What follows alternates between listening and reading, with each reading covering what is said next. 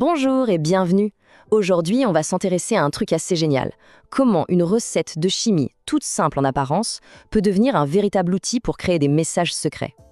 C'est un voyage assez fascinant, on va le voir, au cœur même de la matière. Alors, la question qui va nous guider, c'est celle-ci. Comment est-ce possible qu'un message complètement invisible puisse soudainement apparaître sur une feuille qui semblait totalement blanche? C'est vraiment le petit mystère qu'on va résoudre ensemble aujourd'hui. Allez, on plonge dans le vif du sujet. Pour commencer, on va juste regarder l'effet, ce qui se passe concrètement. Avant de décortiquer la science derrière, laissons-nous d'abord surprendre par cette apparition un peu magique. Alors, imaginez un peu le truc. On a une feuille de papier qui a été préparée d'une certaine façon. On va utiliser de la lumière pour, en quelque sorte, imprimer un message dessus. Sauf que rien n'apparaît. C'est totalement invisible. Et puis, on trempe cette feuille dans un liquide, un révélateur, et là, hop, le message caché prend vie. Il se colore et se dévoile. Impressionnant, non? Et voilà qui résume parfaitement la situation. Ce tour de passe-passe, ça n'a rien de surnaturel. En fait, l'explication est bien plus élégante. C'est de la chimie, pure et simple. C'est maintenant que notre enquête scientifique commence vraiment. Bon, passons à l'étape suivante. On va faire la connaissance du vrai héros de notre histoire. Parce que, évidemment, pour faire une bonne encre invisible, il faut l'ingrédient parfait.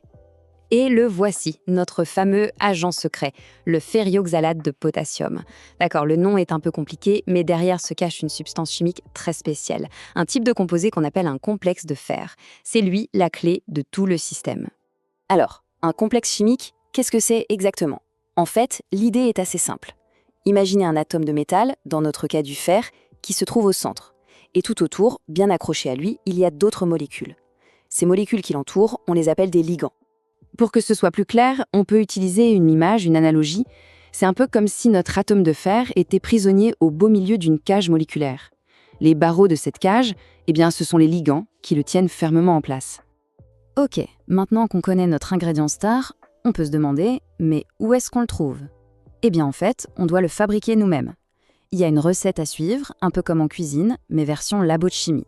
Le mode d'emploi est plutôt direct. On commence par dissoudre de l'oxalate de potassium dans l'eau. Une fois que c'est fait, on ajoute une solution de chlorure ferrique. Ensuite, étape super importante, on refroidit le tout très vite, dans un bain de glace. Ce choc de température, ça force les molécules à s'assembler pour former de jolis cristaux. Et une fois qu'on a nos cristaux, il n'y a plus qu'à les récupérer en filtrant le tout. Et voilà le résultat. On obtient ces magnifiques cristaux d'un vert vraiment éclatant. C'est notre ferrioxalate de potassium, enfin prêt à être utilisé pour notre expérience. D'accord, mais pourquoi ce composé en particulier? On arrive maintenant au cœur du mécanisme. La propriété la plus dingue de notre ingrédient, c'est sa façon de réagir à la lumière. On dit qu'il est photosensible. Et là, attention, on est au moment clé de toute l'opération. C'est la transformation fondamentale. Avant l'exposition à la lumière, l'atome de fer est bien stable, bien piégé dans sa cage d'oxalate. Mais quand la lumière vient frapper ce complexe, elle agit comme un véritable détonateur. L'énergie lumineuse est absorbée et ça vient littéralement briser les barreaux de la cage. Et paf, l'atome de fer est libéré. C'est cette libération qui va tout changer. D'ailleurs, voici la réaction chimique formelle, juste pour les puristes. On voit bien notre complexe de fer à gauche qui, sous l'effet de la lumière, se décompose. Et le produit qui nous intéresse le plus, c'est lui, l'ion ferreux, Fe2+. C'est lui, le fer libre, qui est essentiel pour la suite. Donc ce qu'il faut vraiment retenir, c'est que la lumière n'est pas juste là pour éclairer. Non, elle est un acteur de la réaction. C'est elle qui donne l'énergie nécessaire pour casser des liaisons chimiques et transformer la substance. C'est ce qu'on appelle une décomposition photochimique. Parfait, on a maintenant toutes les pièces du puzzle. Un composé chimique qui se transforme sous l'effet de la lumière. Voyons maintenant comment ce principe scientifique s'applique de manière très concrète pour créer notre fameux message secret. Alors, reprenons tout depuis le début, mais cette fois en sachant ce qui se passe. Étape 1, le papier est entièrement imbibé du complexe. Le fer est donc piégé partout, sur toute la surface. Étape 2, on projette la lumière pour dessiner le message.